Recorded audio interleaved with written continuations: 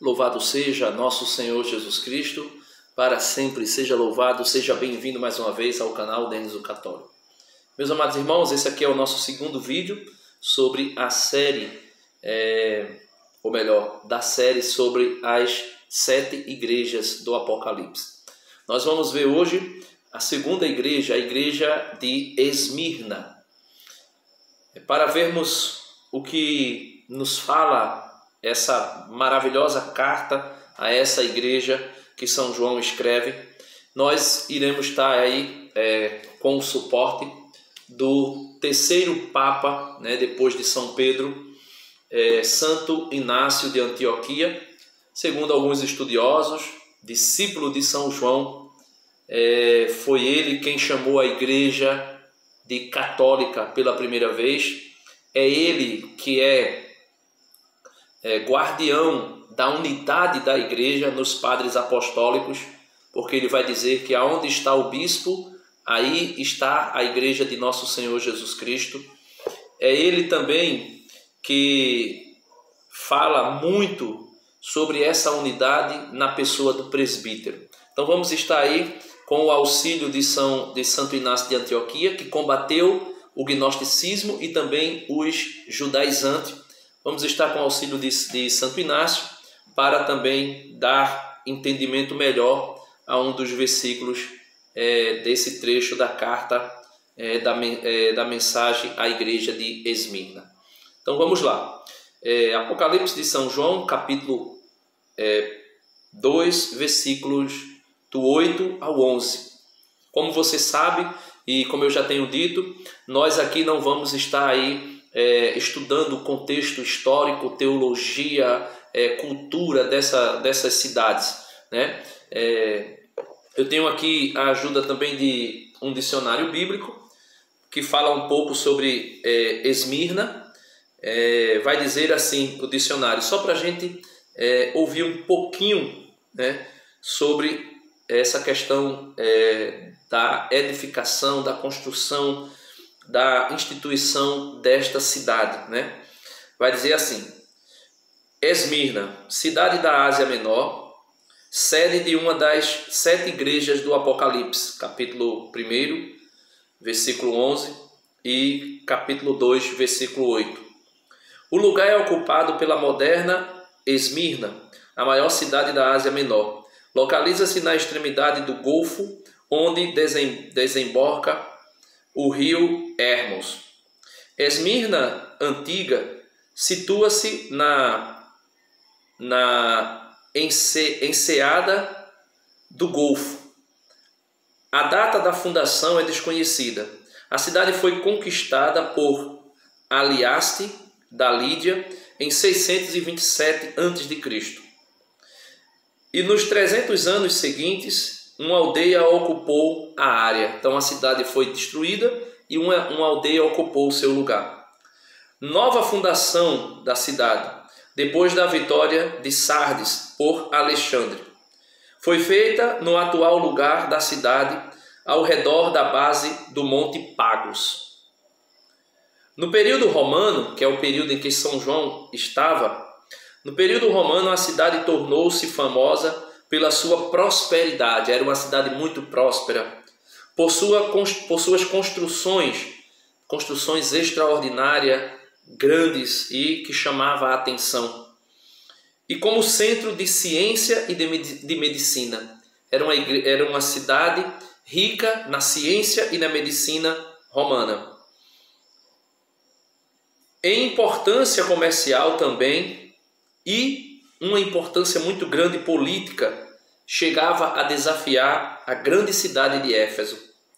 A data e nome do fundador da sua comunidade cristã são desconhecidas. Assim diz esse dicionário.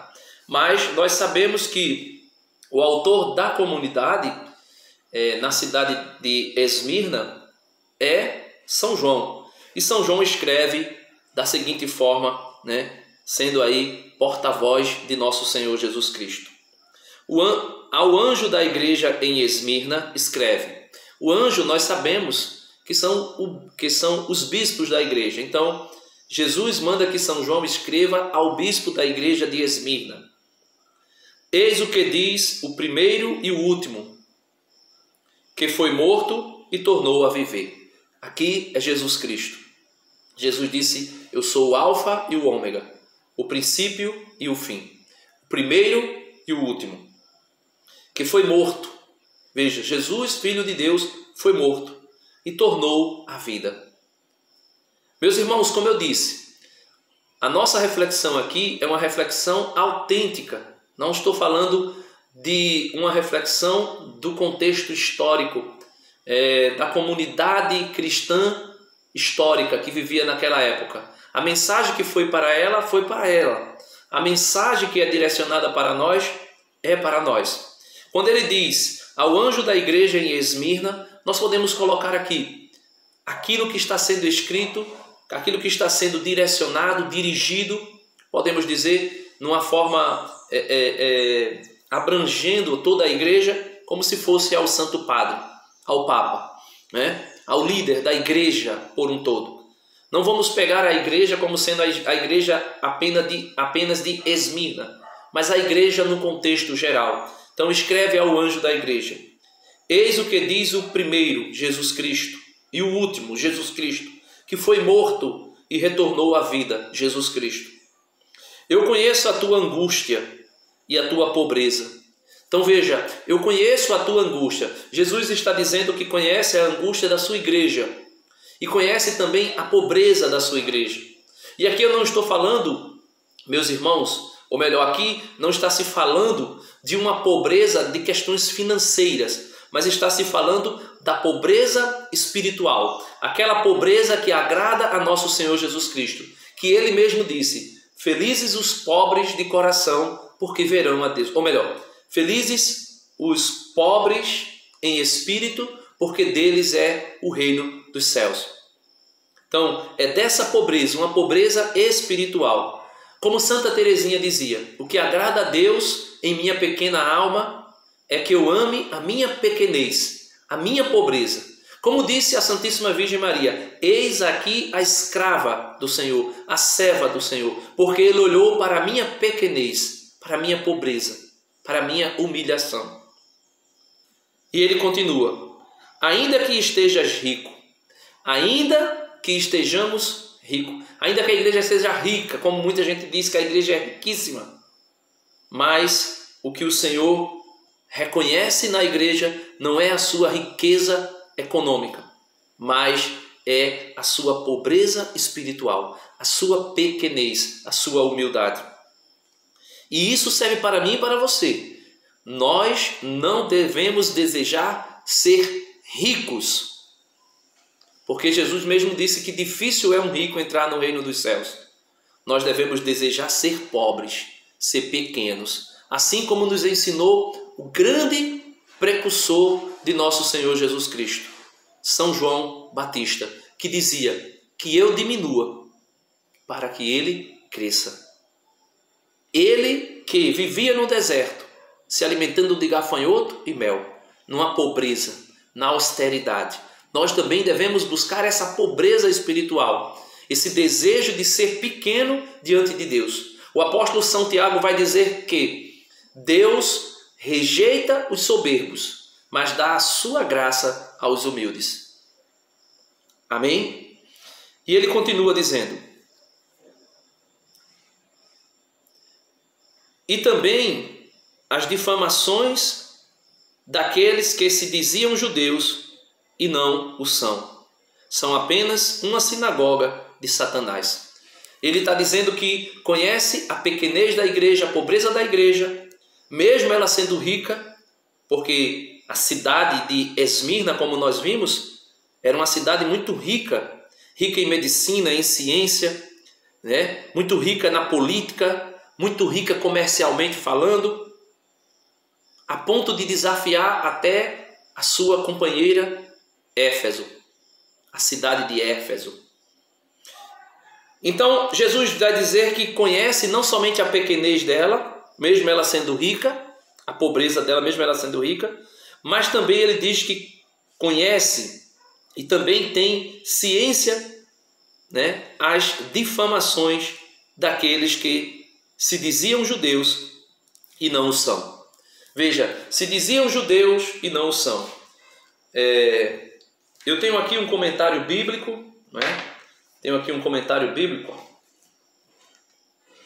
São Jerônimo, não é do santo São Jerônimo, mas leva essa nomenclatura. Comentário bíblico de São Jerônimo, que vai citar exatamente Santo Inácio de Antioquia para nos fazer compreender esse versículo 9, quando ele diz: difamações daqueles que se diziam judeus e não o são. São apenas uma sinagoga de Satanás. Quem eram esses judeus?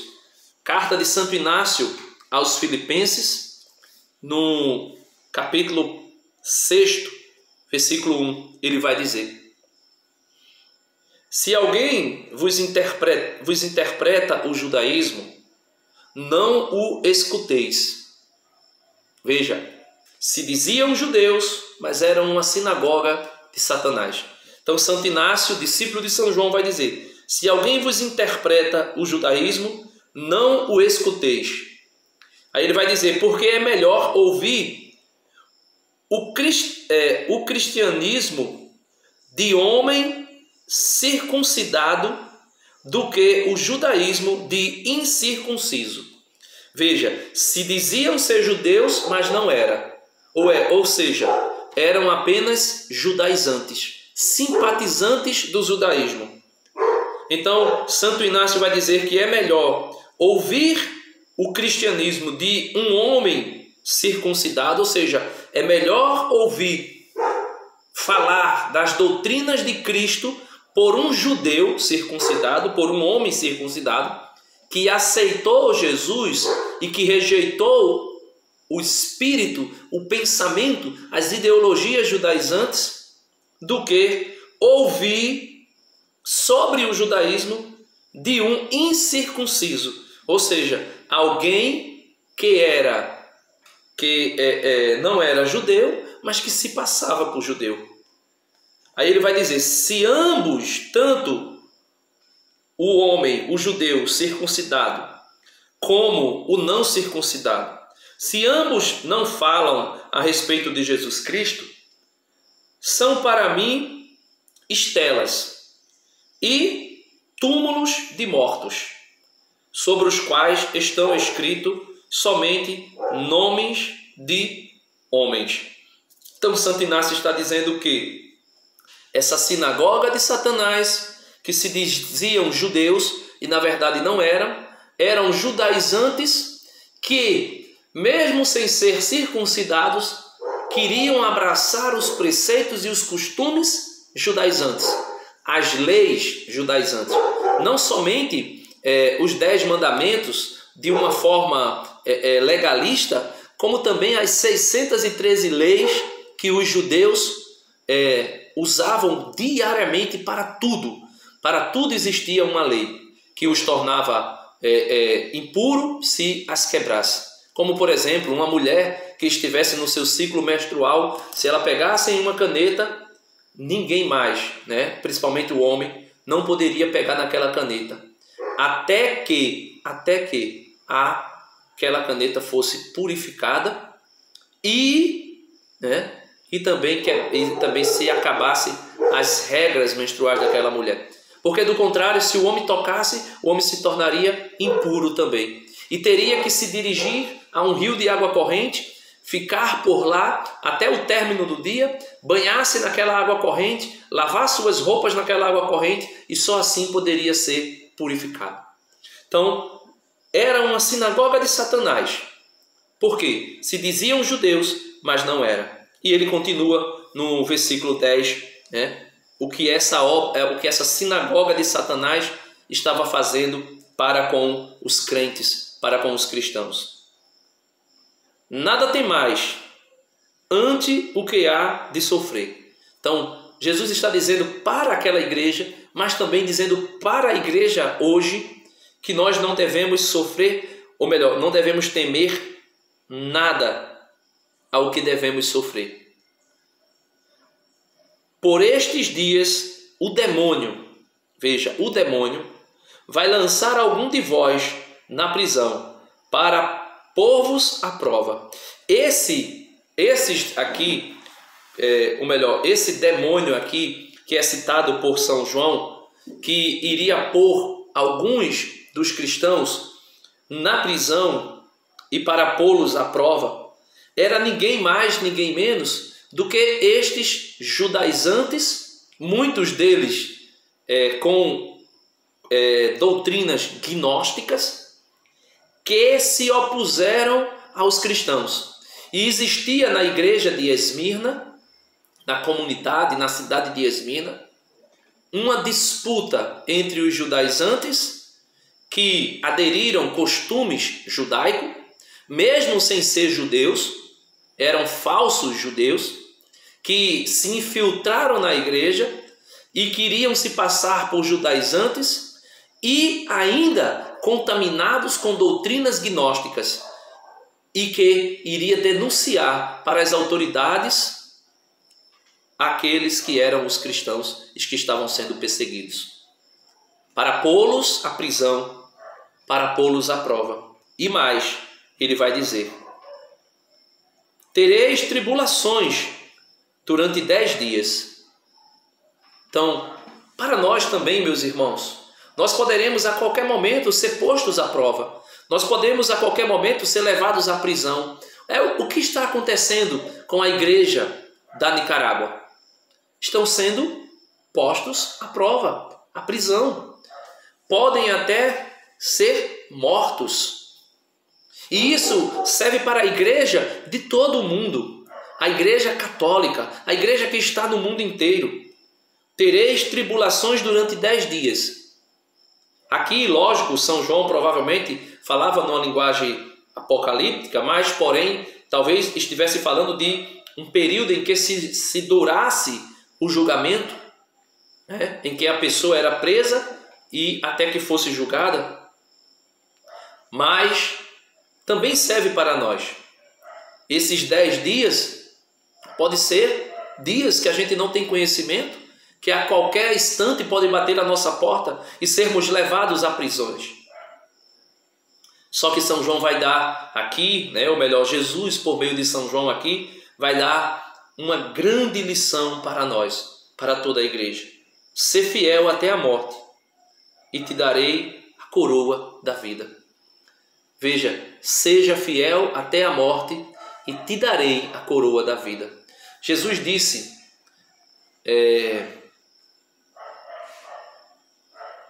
naquele dia,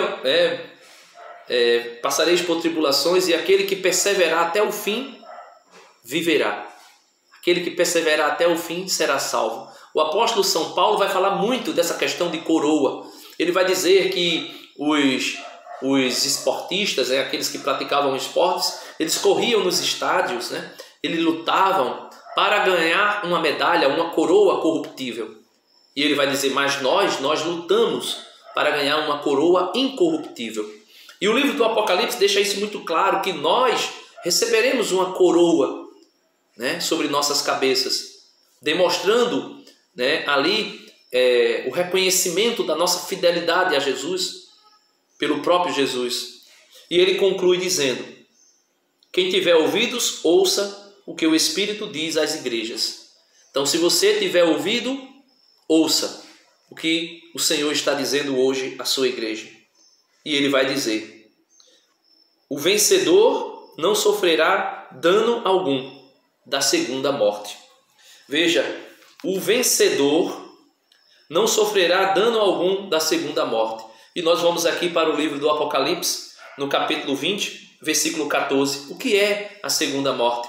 Jesus disse, não temeis aquele que pode matar o vosso corpo. Tem muita gente no Brasil temendo possibilidades de morte, de martírio. Como se aqueles que matassem o nosso corpo levassem a nossa alma ao inferno. Jesus disse, não temeis aquele que pode matar o vosso corpo, mas temei aquele que pode não só matar o corpo, mas precipitar a vossa alma no inferno. Ou seja, alguns interpretam como sendo o pecado que pode matar o nosso corpo, o salário do pecado é a morte, que também pode lançar a nossa alma no inferno, mas também alguns interpretam sendo Jesus dando a sentença final e que pode tirar ou permitir que a nossa vida carnal seja tirada a qualquer instante e que a nossa alma espiritual seja lançada no lago de fogo e de enxofre, o inferno. E o que é o lago de fogo e de enxofre? São João vai dizer, Apocalipse capítulo 20, versículo 14. A morte e a morada subterrânea foram lançados no tanque de fogo. A segunda morte é esta, o tanque de fogo. E no capítulo 22, no capítulo 21, versículo 8, São João vai dizer ainda sobre a segunda morte. Os tíbios, os infiéis, os depravados, os homicidas, os impuros, os maléficos, os idólatras e todos os mentirosos terão como quinhão o tanque ardente de fogo e enxofre, a segunda morte. Então, peçamos ao Senhor a graça de ouvir o que foi dito à igreja de Esmirna. Sejam fiéis até o fim. E aquele que for fiel não sofrerá o dano da segunda morte. Não será lançado no inferno. Deus abençoe você e até o próximo vídeo, se Deus quiser. Esses são os vídeos sobre as igrejas do Apocalipse, as 7 igrejas do Apocalipse. Compartilha com os teus amigos, Se você ainda não é inscrito, se inscreve no canal. Se já é inscrito, não esquece, confere de novo a tua inscrição, toca no sininho novamente, para receber todas as notificações e você não perder nenhum vídeo dessa série. Deus abençoe você e até o próximo vídeo, se Deus quiser.